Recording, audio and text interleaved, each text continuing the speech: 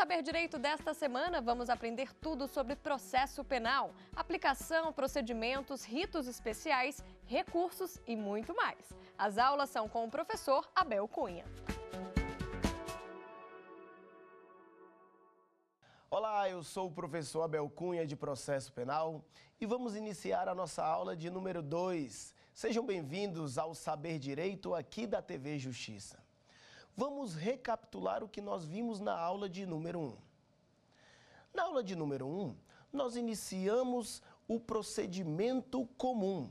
O procedimento comum, aquele que pode ser sumaríssimo, sumário e o ordinário. E aí, quando nós falamos do procedimento ordinário, nós abordamos que ele é o procedimento básico para todo o processo penal. Mas como assim o procedimento básico? Vejam só, o artigo 394, parágrafo 5º do Código de Processo Penal, vai dizer que os ritos especiais, os ritos específicos, bem como os ritos comuns, quando não prever no seu silêncio algo determinado, vai utilizar o rito ordinário. E o rito ordinário, ele é o rito base porque ele cuida dos maiores delitos constantes no Código Penal. E nós falamos que o legislador, no artigo 394, ele faz a divisão dos ritos e procedimentos comuns através das penas constantes em cada delito. O rito sumaríssimo, ele vai cuidar daqueles delitos de menor importância, dos delitos de menor potencial ofensivo, aqueles que têm a pena máxima cominada em até 2 anos. Esses delitos, como nós vimos, eles vão tramitar pela Lei 9.099 de 1995. Delitos de menor potencial ofensivo ou mesmo as contravenções penais.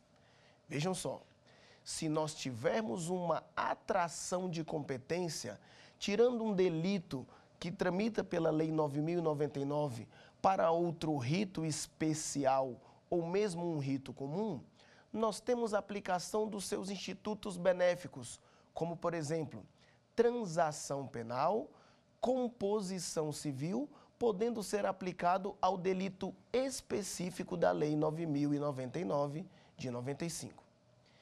E quando nós falamos do procedimento sumário? Nós falamos que o procedimento sumário, ele é intermediário. Ele vai cuidar dos delitos que têm uma importância maior do que o sumaríssimo e menor do que o ordinário. Vai cuidar dos delitos que têm as penas cominadas máximas de 2 até 4 anos. O procedimento sumário, ele tem a sua previsão específica. Quando ele não trazer algumas especificidades, como, por exemplo, ele tutela que o prazo de conclusão da instrução criminal deve ser realizado no prazo de 30 dias. Já no rito ordinário, são 60 dias. O rito sumário prevê a apresentação dos memoriais de uma forma oral. O rito ordinário traz os memoriais, que são as alegações finais, na forma oral, podendo ser convertido também em memoriais escritos. E o procedimento ordinário, nós finalizamos a aula anterior falando da sua previsão e nós estávamos abordando as provas. Nós falamos que a teoria geral das provas estão lá do artigo 155 ao 157 do Código de Processo Penal. Vale lembrar, de suma importância, que a prova ilícita, constante no artigo 157, é aquela que é produzida com algum vício, com algum erro, com alguma nulidade. Qualquer meio de prova específico, do artigo 158 até o artigo 250, se não for produzida do jeito que o Código de Processo Penal determinar, ou mesmo as normas constitucionais disser, essas provas serão nulas. Essas provas serão ilícitas. E as provas ilícitas, elas não são admitidas. E após a produção das provas, a chamada dilação probatória? O que nós temos no rito e procedimento ordinário? Vale lembrar que o Código de Processo Penal não traz uma diferenciação o que é um processo, o que é um procedimento. O procedimento é algo específico e determinado para cada tipo de crime. O processo é o rito. Como assim? Nós precisamos compreender que o processo penal, ele funciona como se fosse um trem, como se fosse um metrô. O procedimento é o trilho específico. E o processo? O processo é a locomotiva. O processo é o metrô, é o carro de fato por onde nós vamos percorrer aquele trilho. Então, quando nós falamos em dilação probatória, aquelas provas específicas que o Código de Processo Penal nos traz, nós falamos que ela tem um momento a ser produzido. O ápice de produção das provas é na audiência de instrução e julgamento. A audiência de instrução e julgamento, ela está lá no artigo 400 do Código de Processo Penal. E é através da audiência de instrução e julgamento que o juiz vai conhecer quais são os meios de provas que as partes estão requerendo ou apresentando a ele. As provas em espécies podem ser colacionadas aos autos, podem ser requeridas ao juiz para o juiz fazer uma expedição de um ofício, por exemplo, a um perito, ou elas podem ser apresentadas em audiência. O ápice de produção das provas é na audiência de instrução e julgamento, porque é a sua concentração. Então, na concentração da audiência, nós temos, com base no artigo 400 do Código de Processo Penal, o depoimento da vítima, o depoimento das testemunhas. Se for uma prisão em flagrante, os policiais que realizaram a prisão em flagrante, ou mesmo os policiais que realizaram a investigação, podem ser chamados também para esclarecer, para prestar um depoimento, para dar o seu testemunho na audiência. Todos aqueles da autoridade policial que fizeram parte do inquérito policial, como, por exemplo, delegado de polícia, o escrivão. E os peritos? Os peritos são aqueles que realizam o exame de corpo de delito. Nós abordamos na nossa primeira aula o conteúdo do artigo 158 do Código de Processo Penal, que nos ensinou que, sempre que a infração deixar vestígios, é indispensável a realização do exame de corpo de delito. Como assim os vestígios que a infração vai deixar? Quando nós temos, por exemplo, um crime de homicídio, nós temos o corpo da vítima, nós temos a arma utilizada para o cometimento do homicídio. Então, todos esses vestígios são feitos análise. Essa análise é feita por um perito, que pode ser um oficial, que é um perito de carreira, o perito concursado, e um perito não oficial, que é um perito nomeado pelo juiz. Uma diferenciação entre os dois peritos. O perito oficial, aquele que é de carreira, não precisa prestar o seu compromisso para realizar a análise no objeto, no corpo ou na cena do crime. Já o perito não oficial, esse precisa prestar o compromisso de realizar o exame de corpo de delito da forma fidedigna e imparcial e necessitam de 2 peritos não oficiais. O resultado da perícia, o resultado do exame de corpo de delito é chamado de laudo pericial. Uma vez chamado a prestar informações em juízo, o perito vai demonstrar como ele realizou a perícia, o que foi levado para ele determinar e chegar à conclusão daquele laudo. Mesmo após o fim da instrução processual, mesmo após o fim da audiência, o artigo 402 do Código de Processo Penal diz que as partes, Ministério Público ou a defesa, podem requerer diligências. Diligências essas, uma expedição de ofício para que o perito determine um ponto obscuro que ficou no seu laudo ou mesmo na sua versão prestada em juízo. O juiz, ele pode produzir duas provas de ofício. O artigo 156 nos traz dois incisos. E o inciso segundo diz que o juiz pode requerer algo para determinar um ponto específico antes da prolação da sentença. O juiz pode requerer a um perito, após o término da instrução processual, que explique, que determina, que dirima um ponto específico. Voltando à audiência de instrução e julgamento, nós podemos ter também a acareação.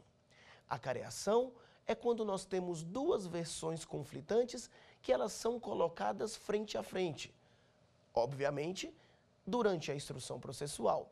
Se o juiz perceber que as duas versões são conflitantes, ele vai designar uma nova audiência se ele não puder realizar no mesmo ato e, sendo as partes colocadas frente a frente, o juiz vai fazer perguntas para chegar num denominador comum ou verificar quais das versões não condiz com a verdade real, que é o objetivo da busca do processo penal.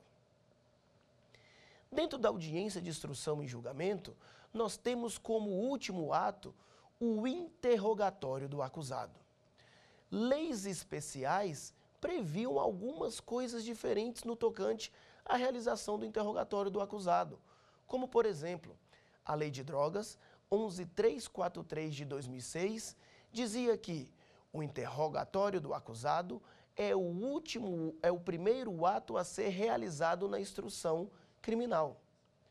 Contudo, o STF, no meio de 2016, julgou um HC e, através desse HC, ele declarou a inconstitucionalidade dos procedimentos especiais que previam o interrogatório do acusado como primeiro ato. Mas por que nós tivemos um julgamento inconstitucional no tocante ao interrogatório? O interrogatório do acusado é um meio de defesa e também um meio de prova. Ele está dentro das provas em espécie, ele está dentro das provas específicas. Então, como é um meio de defesa e o procedimento ordinário prevê no seu artigo 400 que o interrogatório é o último ato, o acusado, ele precisa conhecer todas as provas que são produzidas em seu desfavor. O acusado, antes de prestar o seu interrogatório, ele tem a oportunidade de uma entrevista reservada com seu advogado. Caso uma testemunha, uma vítima ou qualquer pessoa que vai em juízo prestar esclarecimentos não queira falar na frente do acusado, nessa entrevista particular, o acusado vai conversar com seu defensor e vai ser oportunizado de conhecer todas as provas que foram produzidas em seu desfavor. Após a entrevista com o seu defensor, nós temos o interrogatório do acusado, que é realizado como último ato. E como último ato, nós temos uma exceção. Essa exceção é quanto à expedição de carta precatória. Como assim uma carta precatória?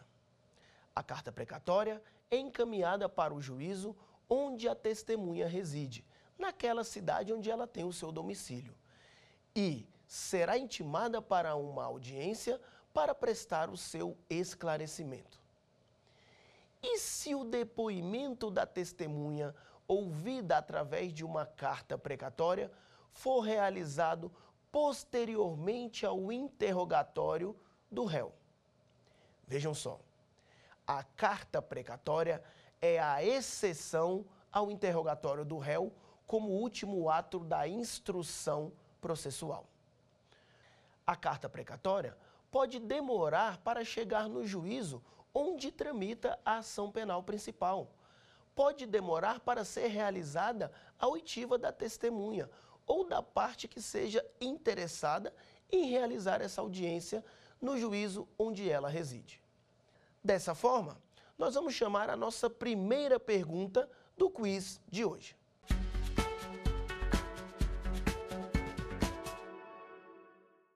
A nossa primeira pergunta é a seguinte: as leis especiais que prevêem um rito específico e alheio ao procedimento comum ordinário aplicam-se aos crimes.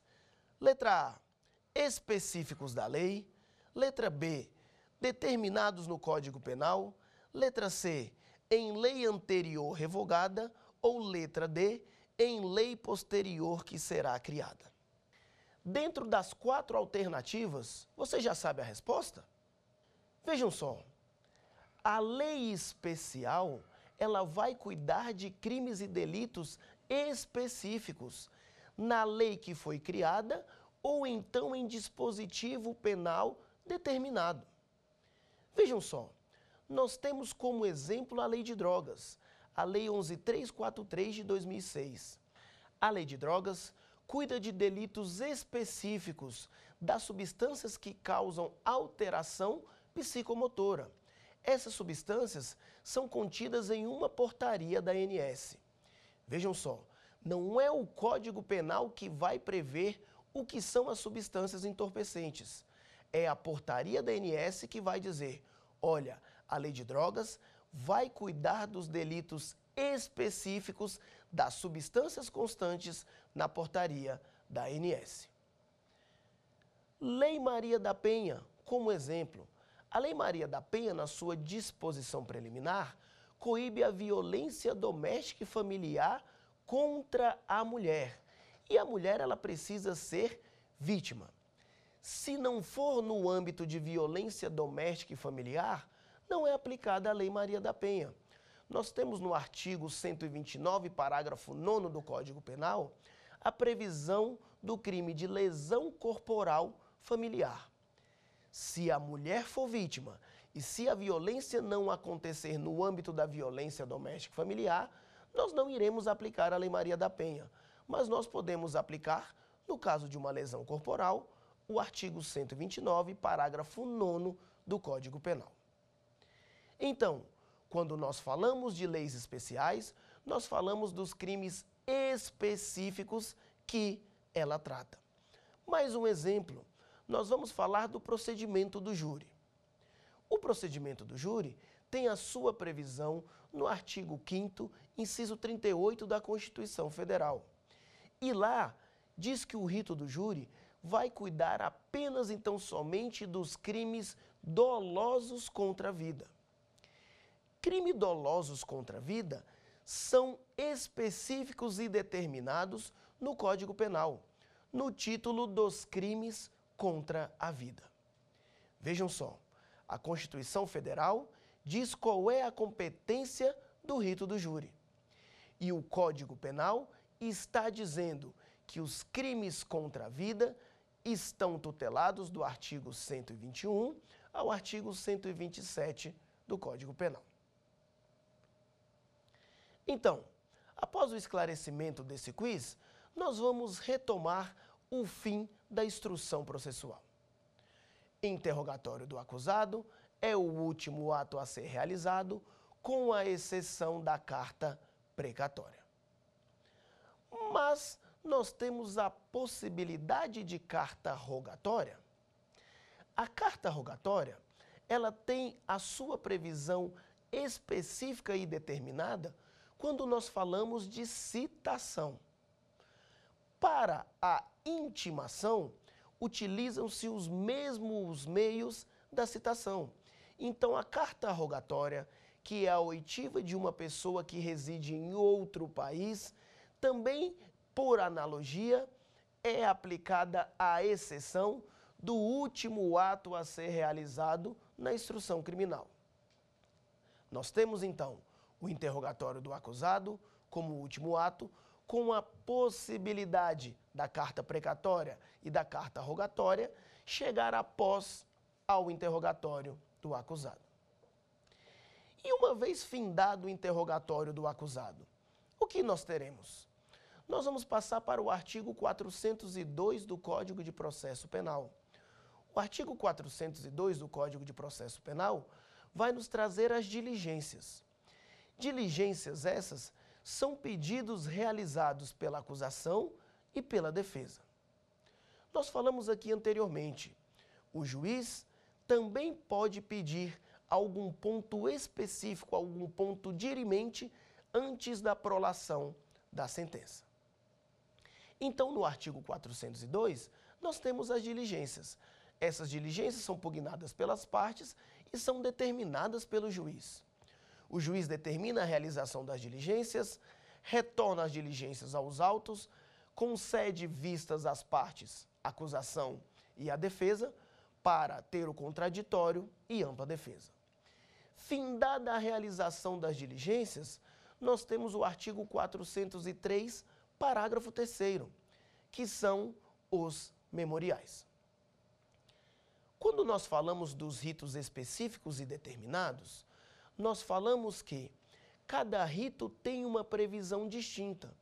Quando não tiver uma previsão distinta, vai utilizar o rito ordinário, que é esse procedimento que nós estamos detalhando.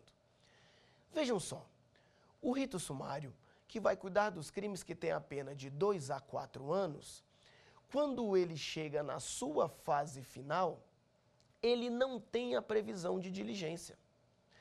Após o encerramento da instrução criminal, no rito sumário, nós não temos diligências. Nós temos diretamente as alegações finais feitas de forma oral. Significa dizer que nós não temos a previsão, no rito sumário, das alegações finais realizadas por memoriais, ou seja, de forma escrita, como nós temos no rito ordinário no artigo 403, parágrafo 3º.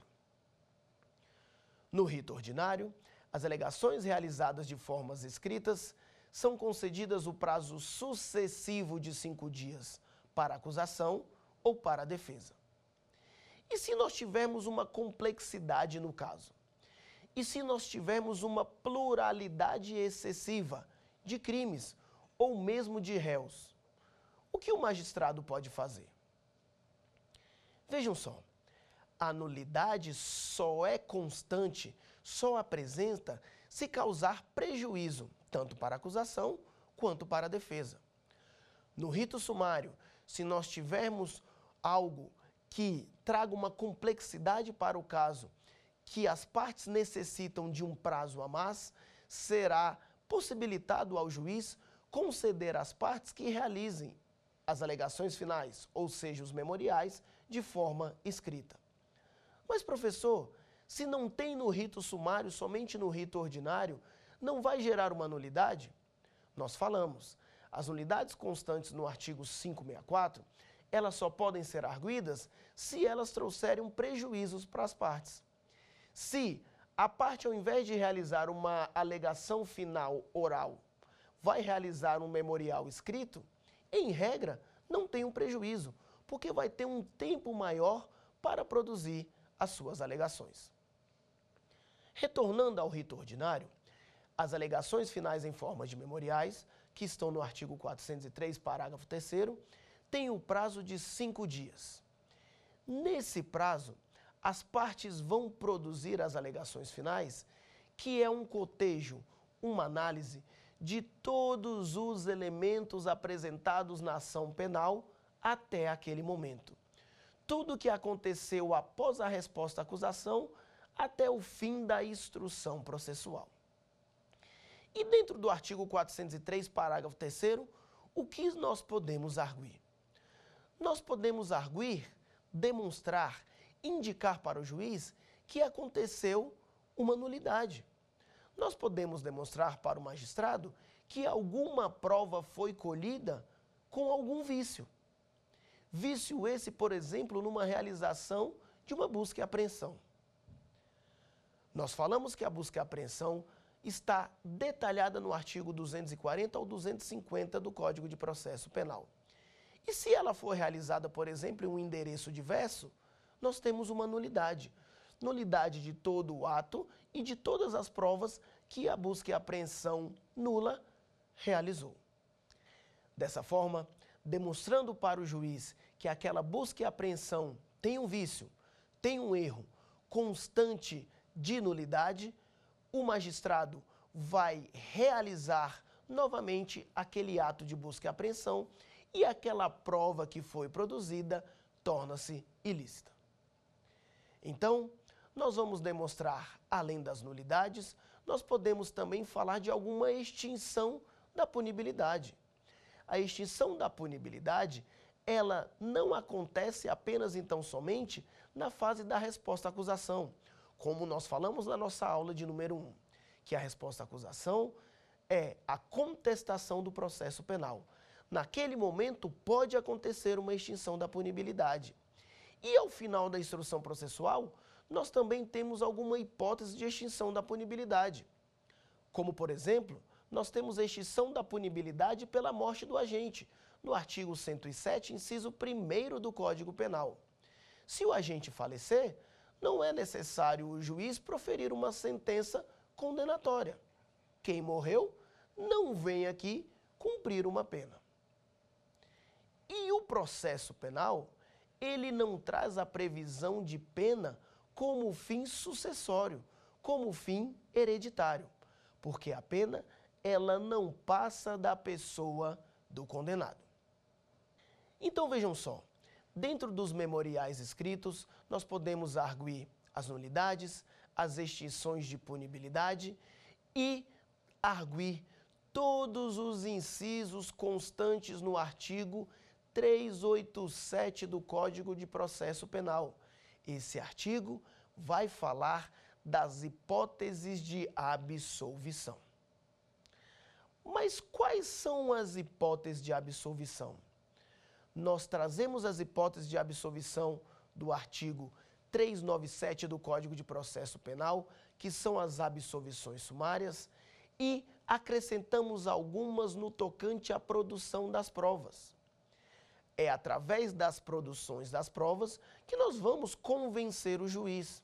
Como falamos, artigo 155, o juiz tem a sua convicção formada pela apreciação das provas, aquelas que são produzidas pelo crivo do contraditório e da ampla defesa.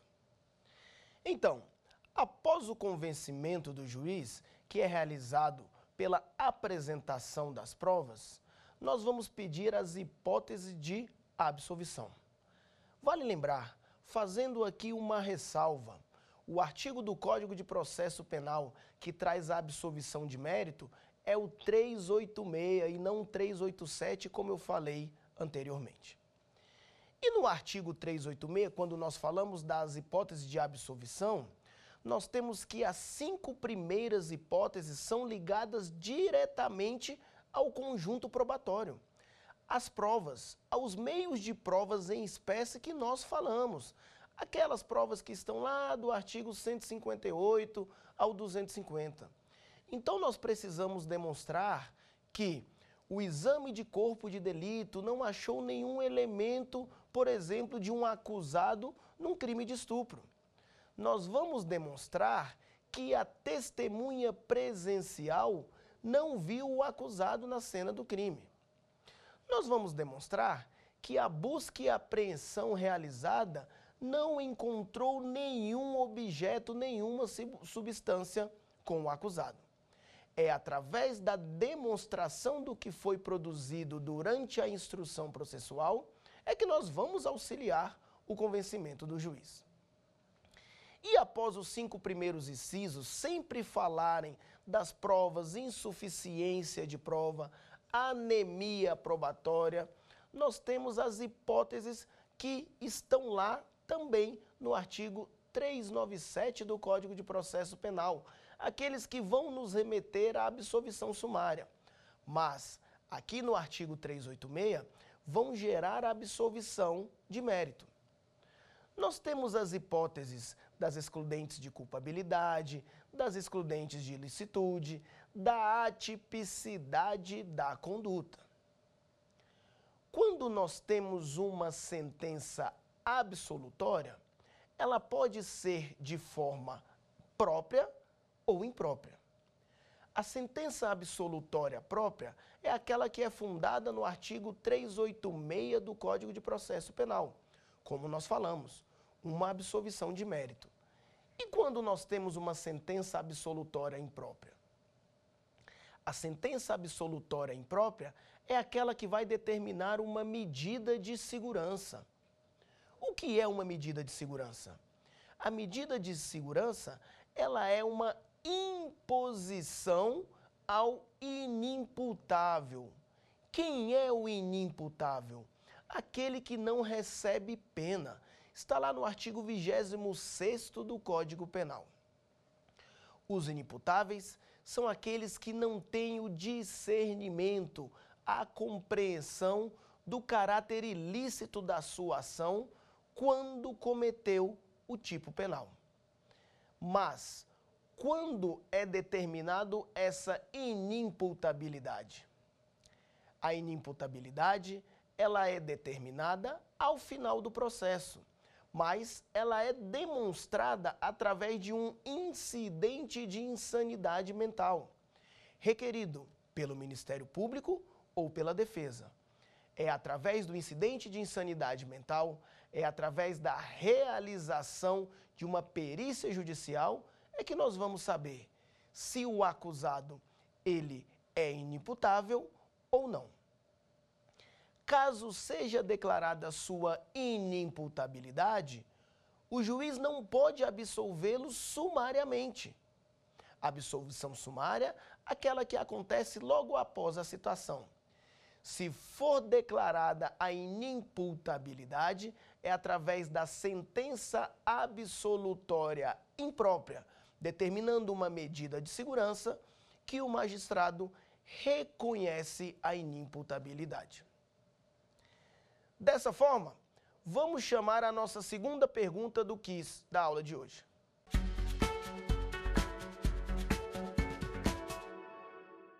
A nossa segunda pergunta é a seguinte: a conduta prevista na Lei 11.343 de 2006, Lei de Drogas, que não se submete ao seu procedimento próprio é a letra A, tráfico privilegiado, letra B, associação, letra C, usuário, letra D, de colaborador.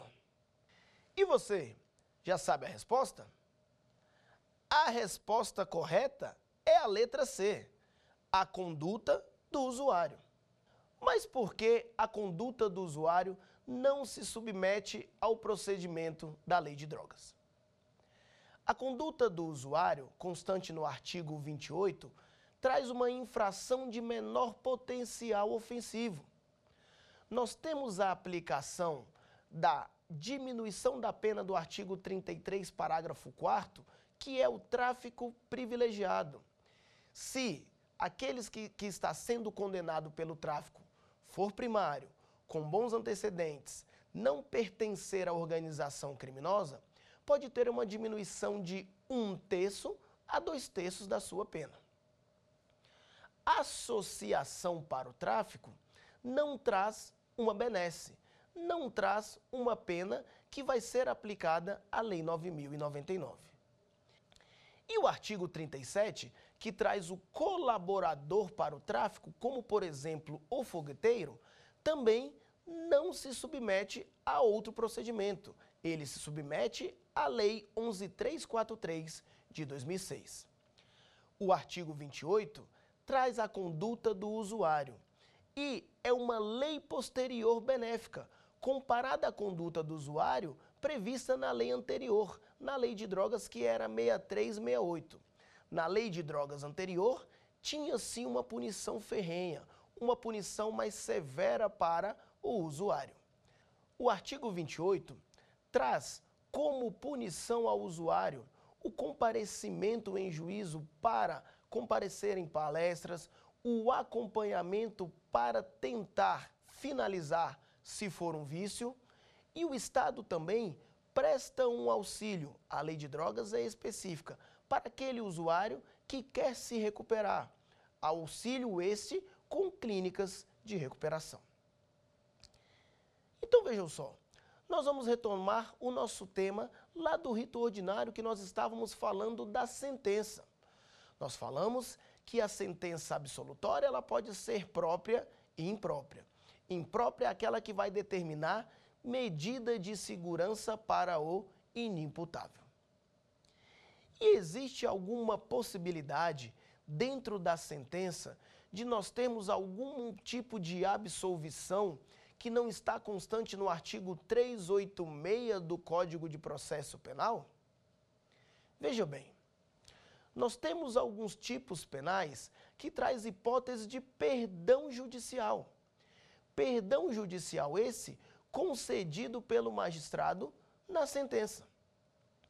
Nós temos como exemplo o homicídio culposo, aquele que está lá no artigo 121, parágrafo 3º. O parágrafo 5º do artigo 121 vai trazer a hipótese de perdão judicial no crime de homicídio culposo. E por que nós temos esse perdão judicial no homicídio culposo? O homicídio culposo tem a pena de 1 a 3 anos. Se o magistrado entender que as consequências do crime são maiores para a vítima do que a aplicação de uma sanção penal de 1 a 3 anos, ele vai conceder o perdão judicial. Como exemplo do homicídio culposo, nós temos um pai ou uma mãe que dá ré no seu veículo na garagem e não constata que seu filho está atrás do veículo, ocasionando um acidente, atropelando a criança e levando a óbito.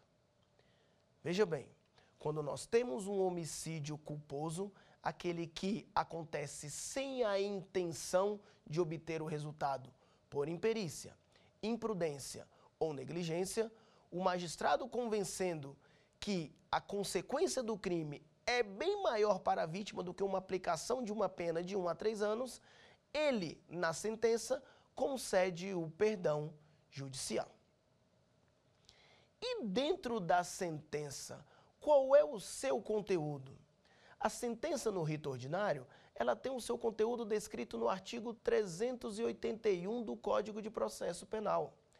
A sentença no rito ordinário é a sentença mais completa.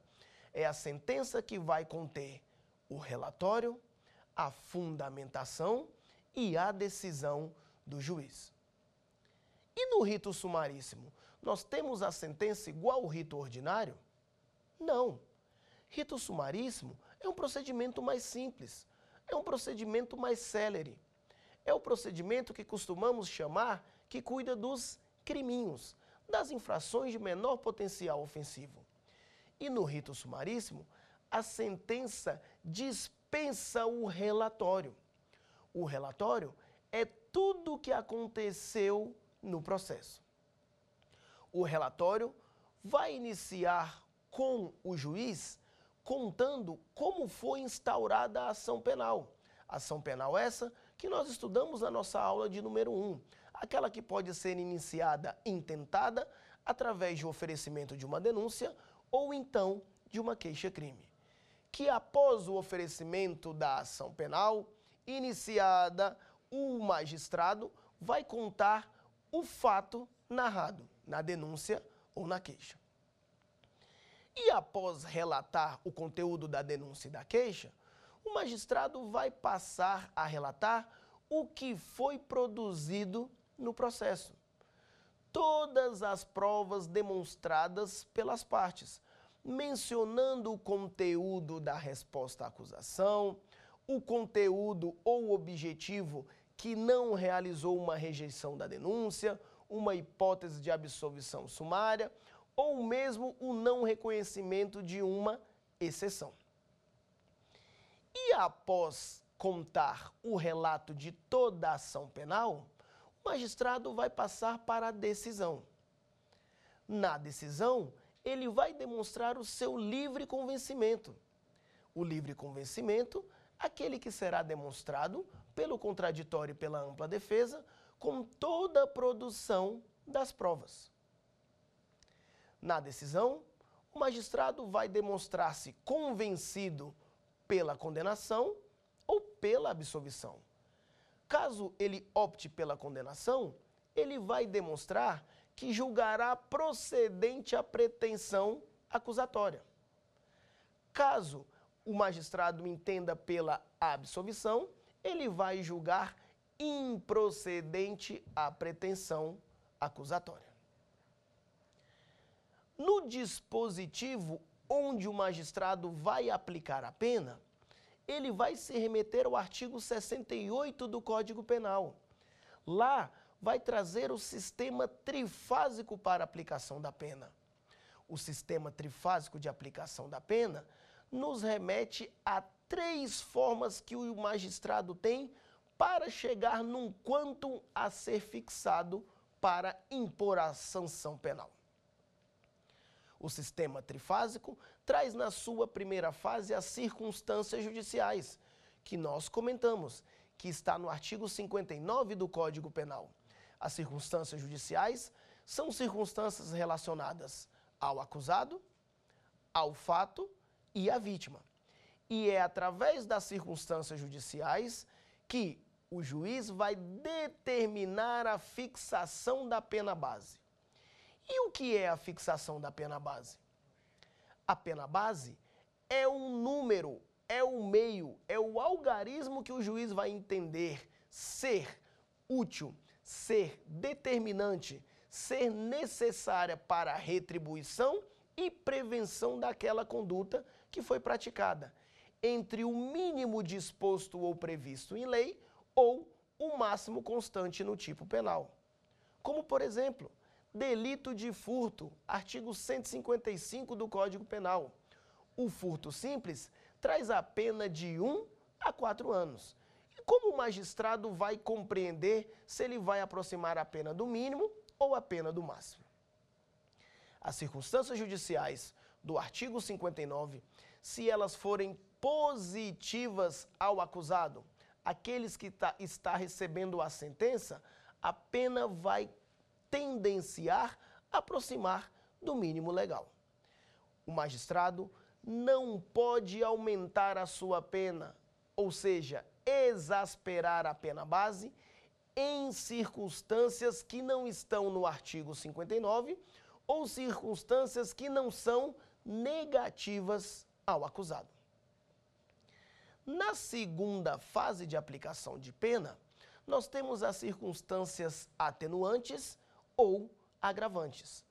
Atenuantes são aquelas que vão diminuir a sanção penal fixada.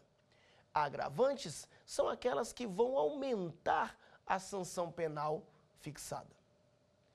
Com relação às circunstâncias atenuantes e agravantes, vale lembrar, se a pena for fixada no mínimo legal, as atenuantes não podem diminuir a pena abaixo do mínimo já fixado. Como exemplo de circunstâncias atenuantes, nós temos a menoridade relativa, de 18 a 21 anos. Temos também a confissão espontânea. Confissão, como nós falamos, que é um meio de prova, mas ela deve ser realizada sobre o crivo do contraditório, da ampla defesa e está em harmonia com as demais provas.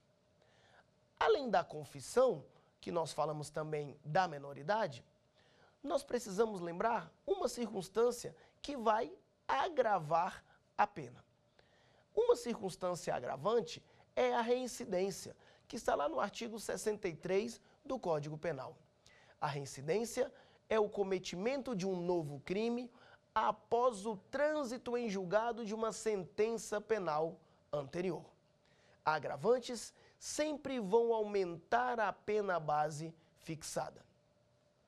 E a última fase, quanto ao proferir uma sentença para aplicação da pena, o magistrado vai observar se existe alguma causa de aumento ou de diminuição de pena. Mas como assim uma causa de aumento ou de diminuição? Toda causa de aumento e de diminuição sempre será uma fração. Causa de aumento e diminuição sempre será uma fração. Nós temos as causas de aumento e diminuição constantes na parte geral do Código Penal ou no tipo específico, no delito que foi praticado. Como, por exemplo, causa de diminuição, nós temos a tentativa, quando o crime não se consuma por circunstâncias alheias à vontade do agente. Lá no artigo 14º, inciso 2º, nós temos a possibilidade de diminuição da pena se o agente não consumiu o crime por circunstâncias alheias à sua vontade. A pena será reduzida de 1/3 a 2/3. Então, após o magistrado passar por essas 3 fases e julgar procedente a pretensão acusatória, seja ela numa ação penal pública ou ação penal privada, ele vai impor e determinar a sanção penal. Assim, após a fixação da pena, após passar pelo sistema trifásico, após impor a sanção penal, o magistrado vai passar para os efeitos da condenação, que varia de acordo com o tipo específico do crime ou mesmo com o quantum da pena. Lei Maria da Penha, como por exemplo, pode trazer na sentença condenatória alguma medida protetiva a mais ou a menos, ou extensão temporária de medida protetiva. E, falando de Maria da Penha, nós vamos chamar o nosso quiz de número 3 da aula de hoje.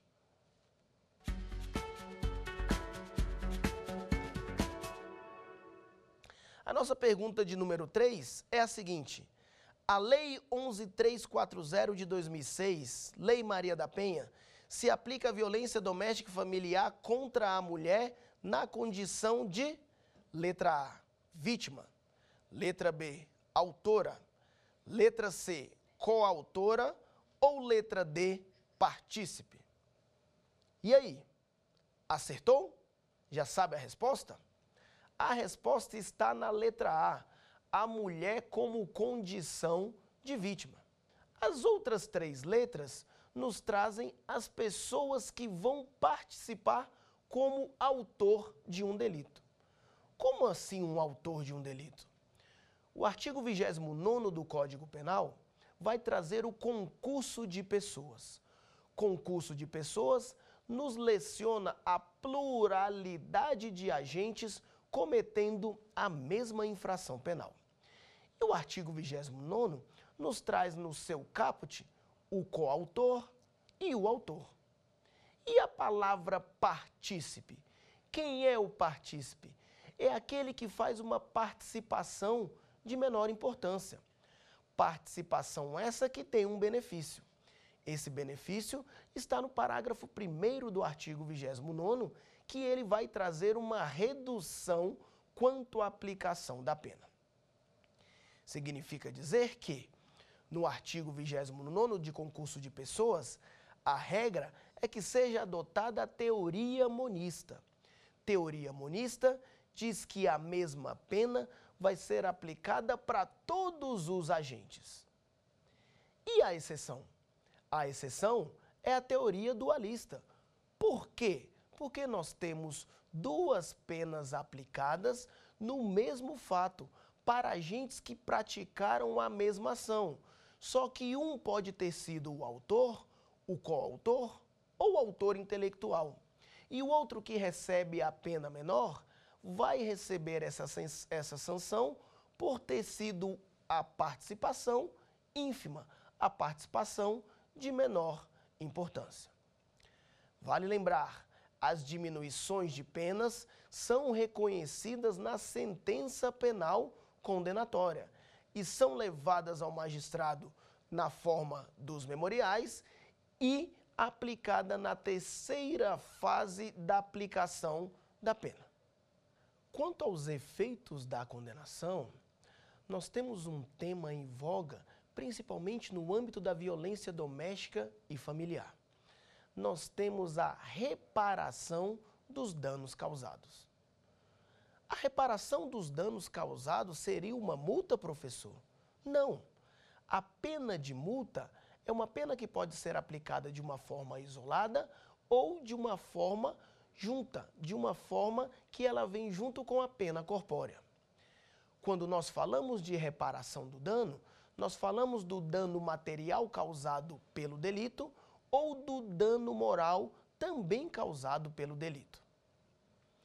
E se o magistrado constar essa reparação do dano na sentença e não ocorrer de forma voluntária ou espontânea pelo agente que foi condenado?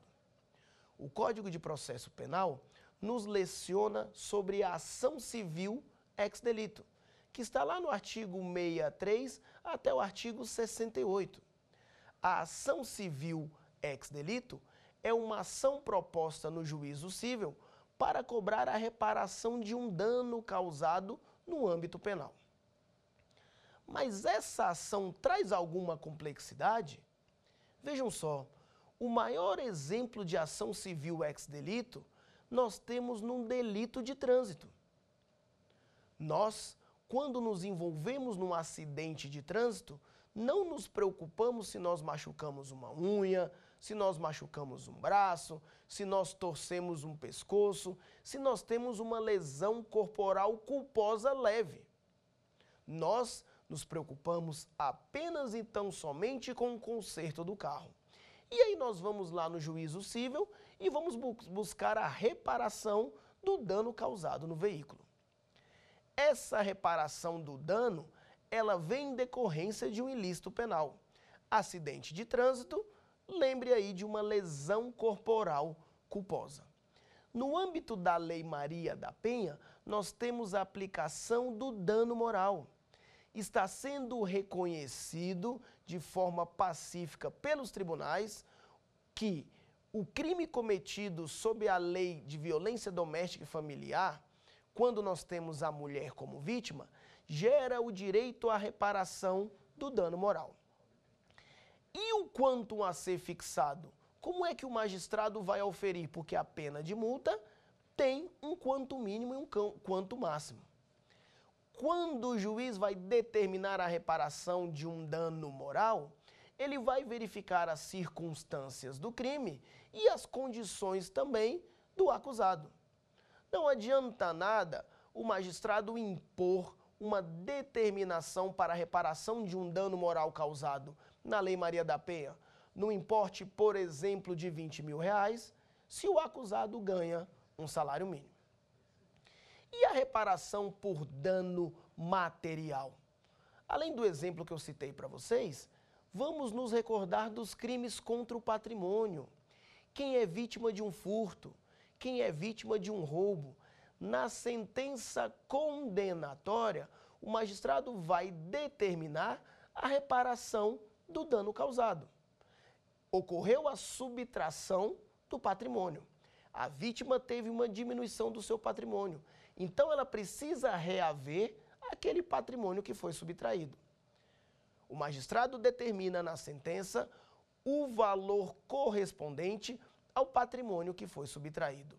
Valor esse que, uma vez determinado, gera o direito de pleitear a ação civil ex-delito. Mas, professor, nós temos a determinação da reparação do dano moral ou material na sentença. Nós temos a imposição da sanção penal, que é a pena corpórea na sentença. Essa sentença penal não vai para o juízo da execução? Por que no juízo da execução nós não temos a reparação do dano? Juízo da execução penal só vai cuidar de executar a sanção pena imposta. Por isso que se fala execução penal. Quando falamos em reparação do dano, nos recordamos do juízo civil. E quando nós falamos de juízo civil, é uma esfera que não compete ao juiz da vara criminal. É por isso que, se o acusado espontaneamente não reparar o dano causado, nós temos a possibilidade da ação civil ex-delito. Então é isso. Espero que tenham gostado da nossa aula de número 2, onde nós finalizamos a teoria geral das provas, falamos das provas em espécie, falamos da instrução processual, a diferença do rito ordinário para o sumário e para o sumaríssimo, especificamente nessa fase final dos memoriais, dos debates orais e das alegações finais escritas, bem como da sentença, a sua forma e a aplicação da pena. Acompanhe as nossas aulas e vamos embora!